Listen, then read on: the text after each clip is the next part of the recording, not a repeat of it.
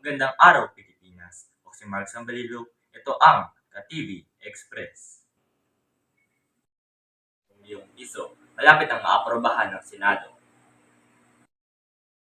Iminungkahi ng Senate Panel sponsors ang pag-aproba ng mabasang budget ng 5,263 bilyong piso sa nalalapit na taong 2023. Ayon sa Department of Budget and Management Secretary Amena F. Pagandoman, ipinasa ang panukalang 5,263 bilyon 2023 national budget sa pagtatapos ng taon sa pangakaibinigay ng Senado at Kamara ng mga kinatawan.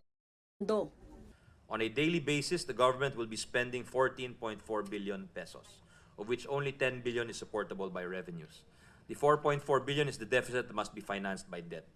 Ganong kahalaga ang pagpapalakas ng ekonomiya at ang budget ay isang instrumento sa pagkamit nito upang ang sigla nito ay magdulot ng trabaho at buhay. Matapos aprobahan ng Kamara at Senado ang kanilang mga bersyon ng GAB, bawat isa ay bubuo ng panel ng mga mambabatas na bubuo ng Bicameral Conference Committee o BICAM. Samantala, binigyan din ni Senador Angara na ang 2023 National Expenditure Program or NEP ay malapit na sumusunod sa Medium Term Fiscal Framework or MTFF ng Administrasyong Marcos na naglalayong ihatid ang pagbabago sa ekonomiya tungo sa inclusivity at sustainability.